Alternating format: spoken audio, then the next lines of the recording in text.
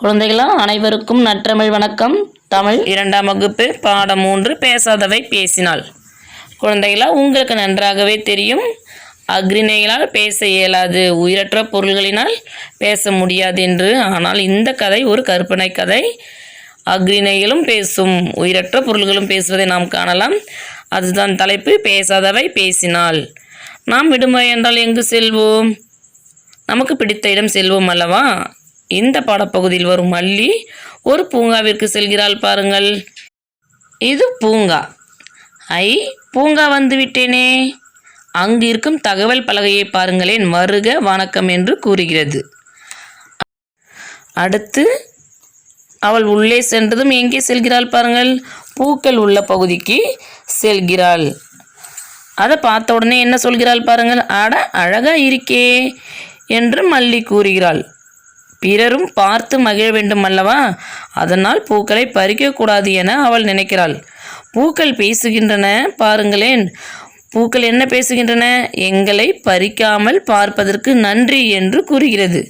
அங்கு இருக்கும் தகவல் பலகை என்ன அறிவிக்கிறது பாருங்கள், பூக்களை பறிக்காதீர். அடுத்து மல்லி எங்கு செல்கிறாள் பாருங்கள், ஊஞ்சல் விளையாட. மல்லி ஊஞ்சல் விளையாடி கொண்டு இருக்கிறாள். 3 சிறுவர்கள் காத்து கொண்டிருக்கிறார்கள். நான் ஊஞ்சலை விட்டு இறங்கப் போகிறேன், அவர்களும் ஆடட்டும் என்று மல்லி கூறுகிறாள். நல்ல பண்பு, மகிழ்ச்சி என ஊஞ்சல் கூறுகிறது. அங்கு இருக்கும் தகவல் பலகை என்ன கூறுகிறது பாருங்கள், மற்றவருக்கும் வாய்ப்பு அளிப்பீர் என்று கூறுகிறது. அடுத்து அவளுக்கு பசி எடுத்து விட்டது, அதனால் எங்கே செல்கிறாள்? உணவு உண்பதற்கு. உணவு உண்ணும்போது என்ன நினைக்கிறாள் பாருங்கள், ஈக்கள் மொய்க்கும், உணவை வீணாக்க கூடாது அல்லவா என்று நினைக்கிறாள்.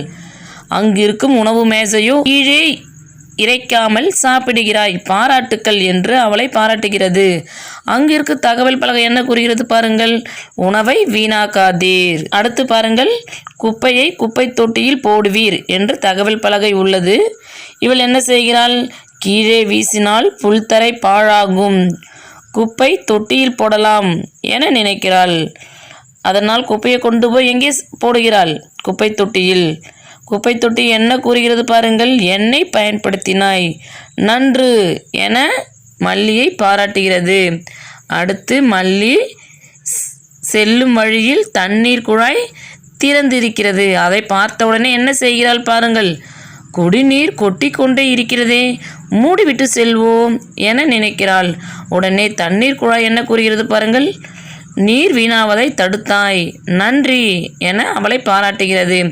அங்கிருக்கு தகவல் பலகையும் அதையே அறிவிக்கிறது. அதாவது தண்ணீரை வீணாக்காதீர் என அறிவிக்கிறது. எல்லாவற்றையும் பார்த்துவிட்டு இவளுக்கு ஒரே மகிழ்ச்சி. அது மட்டுமில்லாத ஒரு வியப்பாக இருக்கிறதே, இங்கு எல்லாமே பேசுகிறதே என நினைத்து கொண்டே வெளியே வருகிறாள். வரும் வழியில் தகவல் பலகை, வருகைக்கு நன்றி என்ற தகவல் பலகையும் பார்த்துவிட்டு வருகிறாள். அப்பொழுது மல்லி, எழுந்திரு, பூங்காவிற்கு செல்ல வேண்டுமே என மல்லியின் அம்மா எழுப்புகிறாள். அப்போதுதான் அவளுக்கு தெரிகிறது, ஓ, கண்டது கனவா என நினைக்கிறாள். என்ன குழந்தைகளே, இந்த கனவு எப்படி இருந்தது? உங்களுக்கு சுவாரஸ்யமாக இருந்திருக்கும் அப்படின்னு நான் நினைக்கிறேன். நம்ம இப்போது பயிற்சிக்கு செல்வோம் பாருங்க. இந்த பாடப்பகுதியில் நம்ம என்னெல்லாம் தகவல் பலகையில் தெரிஞ்சுக்கிட்டோம், அதை எங்கே கொடுத்துருக்காங்க, அதை நம்ம படித்து பழகுவோம் வாங்க. பூக்களை பறிக்காதீர், மற்றவருக்கும் வாய்ப்பு அளிப்பீர், உணவை வீணாக்காதீர், குப்பையை தொட்டியில் போடுவீர், தண்ணீரை வீணாக்காதீர். இந்த பயிற்சிகளை நீங்களும் திரும்ப திரும்ப திரும்ப சொல்லி பாருங்க, படித்து பழகுங்க, எழுதி பழகுவோம் வாருங்கள். பூங்கா, எப்பவுமே எழுதும் பொழுது நாம் எழுத்துக்களை கூறிக்கொண்டே எழுத வேண்டும் அல்லவா? பூ இங் கா, பூங்கா. கனவு, கனவு. பூக்கள், பூ இக் க இல், பூக்கள். குடிநீர், டி நீ இர், குடிநீர். ஊஞ்சல், இஞ்ச் ச இல், ஊஞ்சல். குப்பை தொட்டி, இப் பை இத் தோ இட் டி, குப்பை தொட்டி. இந்த 6 சொற்களையும் மீண்டும் மீண்டும் எழுதி பழகுங்கள். பொருத்தமான குறியிடுவோம் வாருங்கள். சரியான வாக்கியமாக இருந்தால் சரி என்றும், தவறான வாக்கியமாக இருந்தால் தவறென்றும் கூறிடுவோமா? மல்லி சென்ற இடம் கடற்கரை. மல்லி கடற்கரைக்கா சென்றால்? இல்லை, பூங்காவிற்கு சென்றால். அதனால் நாம் இங்கு என்ன இட வேண்டும்? தவறு. மல்லி கண்டது கனவு. ஆம், சரி. மல்லி பூங்காவில் பூக்களை பறித்தாள். மல்லி பூங்காவில் பூக்களை பறித்தாளா? இல்லை, அதனால் இந்த வாக்கியம் தவறு. மல்லி தண்ணீர் வீணாகாமல் தடுத்தாள். ஆம், சரி. மல்லியை எழுப்பியவர் அப்பா. இல்லை, அம்மா தானே எழுப்பினார். அப்போது இந்த வாக்கியம் தவறு. பொருத்துவோம் வாருங்கள். பூக்கள். பூக்கள் பக்கத்தில் என்ன எழுதியிருந்தது? பூக்களை பறிக்காதீர். ஊஞ்சல். ஊஞ்சல் பக்கத்தில் மற்றவருக்கும் வாய்ப்பு அளிப்பீர்.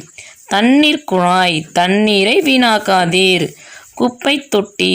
குப்பையை தொட்டியில் போடுவீர். உணவு மேசை. உணவை வீணாக்காதீர். வாய்மொழியாக விடை தருக. மல்லி பூங்காவில் என்னென்ன செய்தால்? முதலிருந்து கூறுங்கள். பூக்கள் இருக்கும் பகுதிக்கு சென்றாள். ஊஞ்சல் விளையாடினாள். உணவு உண்டாள். தண்ணீரை வீணாக்காமல் தண்ணீர் குழாயை மூடினாள். அடுத்து என்ன செய்தாள்? குப்பையை குப்பை தொட்டியில் போட்டாள். இதையெல்லாம் வாய்மொழியாக கூறினாலே போதுமானது. இக்கதையிலிருந்து நீ அறிந்தவற்றை கூறி பழகுங்க. குழந்தைகளா, உங்களுக்கு இந்த கதையிலேருந்து நீங்கள் என்ன தெரிஞ்சுக்கிட்டீங்க அப்படின்றத உங்கள் நண்பர்களிடத்தும் உங்கள் ஆசிரியரிடத்தும் நீங்கள் கூறுங்கள். மல்லியின் எந்த செயல் உங்களுக்கு பிடித்திருந்தது? மல்லி செய்த செயல்களில் உங்களுக்கு எந்த செயல் பிடித்திருந்தது? இவை போன்ற வினாக்கள் நீங்கள் சொந்த நடையில் எழுதலாம். விடை எழுதுவோம் வாருங்கள். உணவை கீழே இறக்கக்கூடாது. ஏன்? உணவை கீழே இறக்கக்கூடாது. ஏனெனில் உணவு வீணாகும். அது மட்டுமின்றி ஈக்களும் மொய்க்கும். பூங்காவில் எழுதப்பட்டிருந்த ஏதேனும் 2 அறிவிப்புகளை எழுதுக. குழந்தைகளா, பூங்காவில் 5 அறிவிப்புகள் எழுதப்பட்டிருந்தன. அதில் 2 எழுதினால் போதுமானது. பூக்களை பறிக்காதீர், உணவை வீணாக்காதீர். குழந்தைகளா, இங்கு சிறு சிறு தவறுகள் நடைபெறுகின்றன. நீங்கள் இவர்களிடம் என்ன சொல்வீர்கள்? முதல் படத்தை உற்று நோக்குங்கள். மின் ஏற்றியை பயன்படுத்தி கொண்டே நாம் என்ன செய்யக்கூடாது? செல்பேசியை பயன்படுத்தக்கூடாது. 2வது படத்தை உற்று நோக்குங்கள், பார்ப்போம். மருத்துவமனைகளில் நாம் என்ன செய்யக்கூடாது? ஒலி எழுப்பக்கூடாது. அப்பொழுது என்ன சொல்ல வேண்டும்? ஒலி எழுப்பாதே. 3வது படத்தை பாருங்கள். 3வது படத்தில் சிறுமி உணவை கீழே போடுகிறாள். அப்பொழுது உணவை வீணாக்காதீர் என்று கூற வேண்டும். அடுத்து சிறுவன் என்ன செய்கிறான் பாருங்கள். நாயை கல்லால் அடிக்கின்றான். பிற உயிர்களை துன்புறுத்தாதே என்று நாம் கூறலாம் அல்லவா? இவை பேசினால் என்ன பேசியிருக்கும்? படத்துடன் பொறுத்துக பார்ப்போம். பாருங்கள், முதல் படம். பயண சீட்டில் வாங்குவீர். இது பேருந்தில் நடத்துனரிடம் இருக்கும் அல்லவா? நடத்துனர் என்ன கூறுவார்? பயண சீட்டு வாங்குங்கள் என்று தானே கூறுவார். பயண சீட்டு வாங்குவீர்.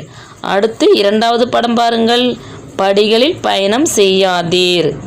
3வது படம். கரம் சிரம் புறம் நீட்டாதீர். கரம் என்றால் கை, சிரம் என்றால் தலை, புறம் என்றால் வெளியே. நீட்டாதீர். கரம் சிரம் புறம் நீட்டாதீர். இறுதியான படம் என்ன உணர்த்துகிறது? வரிசையில் நின்று ஏறுவீர். நாம் பொறுத்து விட்டோம் அல்லவா? அடுத்த பகுதிக்கு செல்வோமா?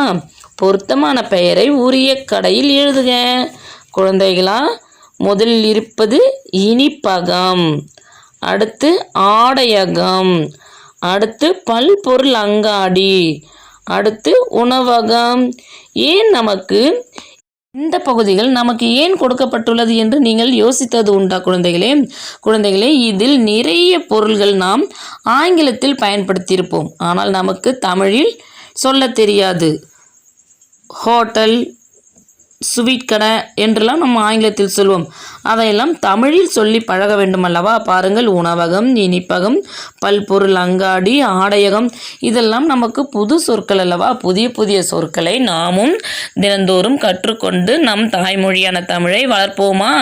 குழந்தைகளா, இந்த வகுப்பு உங்களுக்கு மிகவும் பிடிச்சிருக்கும் அப்படின்னு நான் நினைக்கிறேன். நாம் மற்றும் ஒரு வகுப்பில் சந்திப்போம். நன்றி, வணக்கம்.